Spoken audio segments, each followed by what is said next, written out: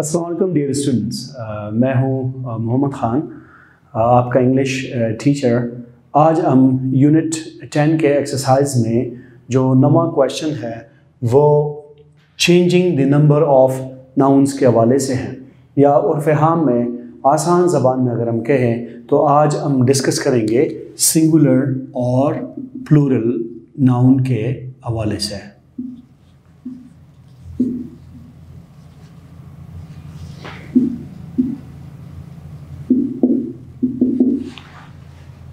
Singular and plural noun, जैसा कि इनके नाम से जाहिर है, सिंगुलर ऐसे नाउन को कहा जाता है जो कि किसी एक चीज़, शख्स या जगह को ज़ाहिर करें। मसलन मैं यहाँ लिखता हूँ बॉय, गर्ल, बुक। तीन अल्फाज मैंने लिखे हैं, तीन नाउन्स मैंने लिखे हैं जो कि बॉय सिर्फ एक लड़के को जाहिर कर रहा है, ज़्यादा लड़कों को जाहिर नहीं कर रहा। इसी तरह गर्ल है और बुक है, लड़की है और किताब है। वो एक नाम, एक नाउन जो है को जाहिर कर रहा है। जबकि इसके बरअक्स जब हम इनके जमा बनाते हैं, लड़का से लड़के, लड़की से लड़कियां और किताब से किताबें अगर हम लिखना चाहें तो उसमें हम एस का इजाफा करते हैं। बॉय से बॉयज़ बना और गर्ल से गर्ल्स बना, और जबकि बुक से बुक्स बना। अंग्रेजी में एस के इजाफा करने से सिंगुलर नाउन अमूमन प्लूरल बन जाते हैं। अब आगे चल के हम कई मिसालें देखेंगे कि सिर्फ एस नहीं, एस के मुख्तलिफ अक़साम है, उससे भी सिंगुलर नाउन जो है वो प्लूरल में तब्दील हो जाते हैं। और एस के अलावा भी उसके कई तरीके हैं कि जिससे एक नाउन सिंगुलर से प्लूरल में तब्दील हो जाता है।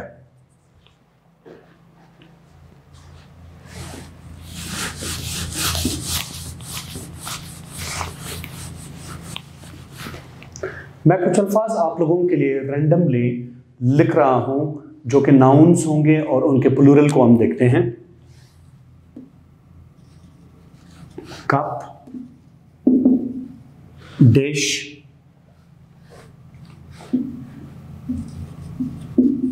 बॉक्स,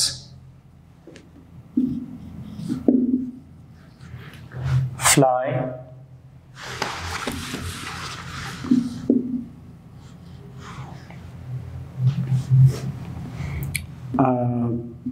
मैन,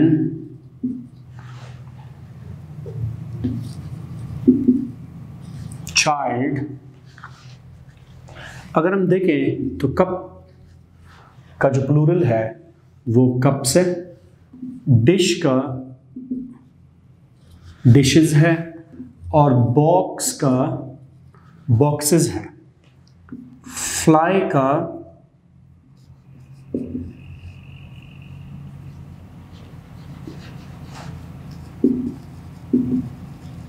फ्लाइज है, मैन का मैन है, MAN, और चाइल्ड का चिल्ड्रन है। अब इसमें जैसे कि थोड़ी देर पहले हमने बात की कि एक सिंगल एस लगाने से हमने तीन अल्फाज को प्लूरल में चेंज कर दिया, लेकिन इन मिसालों के अंदर हमें मुख्तलिफ किस्म के अल्फाज नज़र आ रहे हैं कि यहाँ पे तो हमने कप में सिर्फ एस का इजाफा किया है, और यहाँ पे हमने ES का इजाफा किया है, फिर जाके हमने ES का इजाफा किया है, यहाँ पे IES का इजाफा किया है, यहाँ पे S का तो बिल्कुल वजूद ही नहीं है, ये लफ्ज़ उसी तरह से है, लेकिन इसके दरमियानी वोवल में हमने तब्दीली की है, A से उसको E में हमने तब्दील कर दिया है। जबकि यहाँ पे चाइल्ड के बाद हमने REN का इजाफा किया है जो कि चिल्ड्रन जाके बना है। अब अंग्रेज़ी डिक्शनरी में अगर हम नाउन्स देखें, वो हज़ारों तो क्या शायद लाखों की तादाद में हो, तो हमें कैसे पता चलेगा कि किसके साथ हमने कौन से एडिशन करनी है और उसको सिंगुलर से बनाना है। ये बज़ाहिर तो हमें एक चैलेंज टाइप लगता है, मुश्किल लगता है, लेकिन ये इंतहाई आसान है उस तरीके से कि किस तरह से हमें नाउन्स को कैटेगरीज में तकसीम करना है और उनके कुछ बिल्कुल सिंपल और आसान से उसूल हैं। अगर हम उनको मद्देनज़र रखें तो हमें पता चलेगा कि नाउन कुछ भी हो और उन टिप्स को, उन ट्रिक्स को और उन फॉर्मूला को अगर हम इस्तेमाल करेंगे तो आसानी से किसी सिंगुलर नाउन को प्लूरल में हम तब्दील कर सकते हैं। अब हम देखते हैं कि सिंगुलर से प्लूरल में यानी वाहिद से जमा में नाउन को चेंज करने के लिए हमें क्या करना चाहिए। जो पहला काम हम करेंगे, सबसे पहले नाउन्स को हम दो कैटेगरीज में तकसीम करेंगे। एक आएगा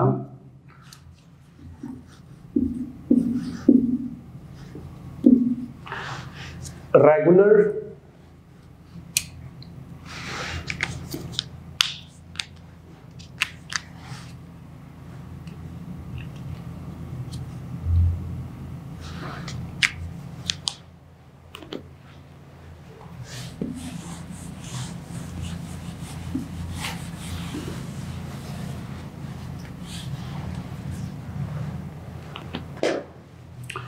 डियर स्टूडेंट्स, जब कभी भी हम प्लूरल की जानिब जब कभी भी हम किसी नाउन को प्लूरल में तब्दील करना चाहें तो सबसे हमें पहले प्लूरल नाउन्स को दो कैटेगरीज में तकसीम करना होगा।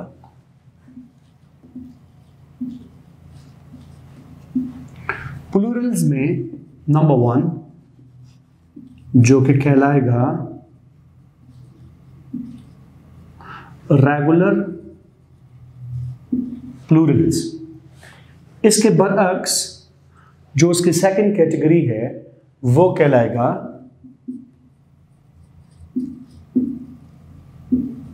Irregular Plurals.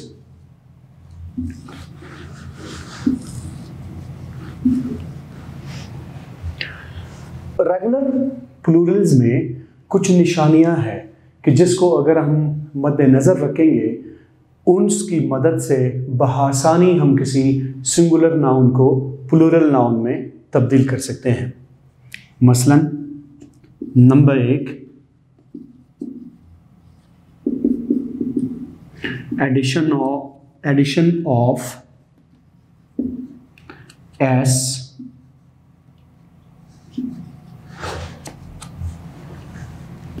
Number 2, addition of ES. Number 3, addition of IES. Number 4, addition of VES।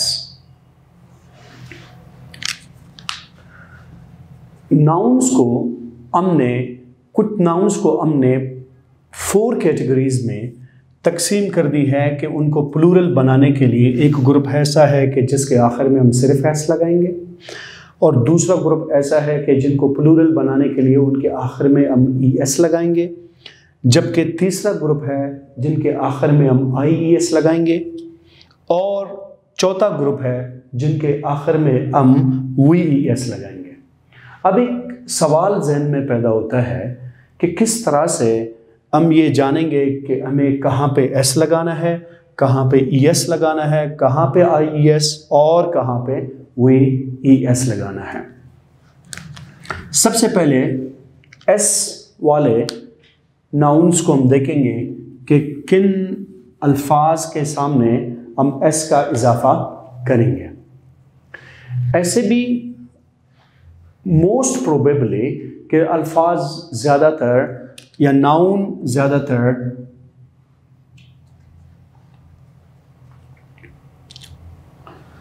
Generally वो अल्फाज जो किसी कॉन्सोनेंट वगैरह पे ख़त्म हो उनको हम एस लगाएंगे। मिसाल के तौर पर मैंने एक लफ्ज़ लिखा लैम्प, फिर उसके बाद लिखा टेबल, फिर हमने लिखा पेन, फिर हुआ बुक,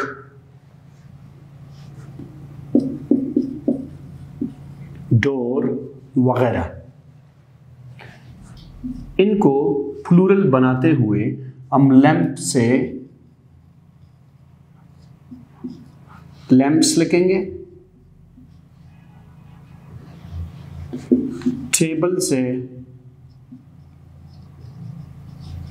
टेबल्स, पेन से पेन्स, बुक से बुक्स और डोर से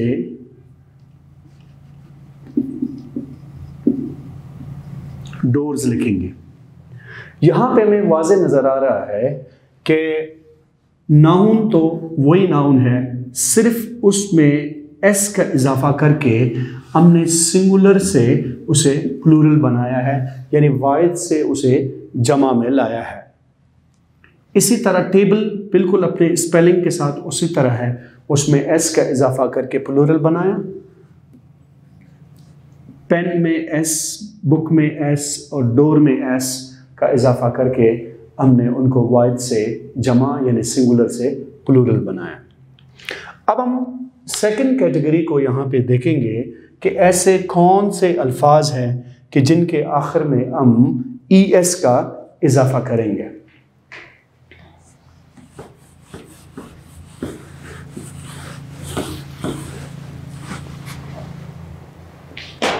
यहाँ पे हमें सिंगुलर से प्लूरल बनाते हुए कुछ ऐसी बातें हैं जो कि हमें जहन नशीन करने होंगी, जिनसे हमें आसानी से मदद मिलेगी कि हम सिंगुलर को किस तरह से प्लूरल बनाते हुए ई एस का इजाफा करेंगे।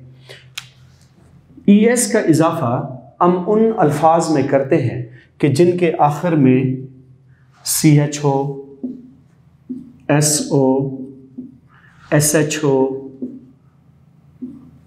एक्स ओ, जेड हो या फिर ओ हो। ओ को एक लाइन लगा के मैं अलग से लिख रहा हूं, इसकी तफसील को हम देखेंगे। ऐसे अल्फाज जो कि सी एच पे ख़त्म हो रहे हो, एस पे ख़त्म हो रहे हो, एस एच पे ख़त्म हो रहे हो, एक्स, जी, जेड या फिर ओ पे ख़त्म हो रहे हो, तो उनमें हम ई एस का इजाफा करते हैं। मिसाल के तौर पर सी एच से मैं लिखता हूं बेंच, यहां लिखता हूं चर्च। एस से लफ्ज हम लिखते हैं क्लास। एक दूसरा लफ्ज हम लिखते हैं गिलास, जबकि एस एच से हम एक लफ्ज देखते हैं डिश। और इसी तरह एक दूसरा लफ्ज है विश। एक्स से हमने लिखा बॉक्स और एक दूसरा लफ्ज हमने लिखा टैक्स। ओ को मैंने जैसा कि पहले आपसे अर्ज किया छोड़ देते हैं। ओ के कुछ अपने ज़रा से अलग से कवानीन हैं। कुछ ऐसे अल्फाज के जिनके आखिर में ओ आता हो तो वहाँ पे हम एस का इजाफा करके उसको प्लूरल बनाएंगे। कुछ ऐसे अल्फाज हैं कि जिनके आखिर में ओ आता हो तो उनके साथ ई एस का इजाफा करेंगे। वो क्यों करेंगे उसकी तफसील हम आगे चल के देखते हैं।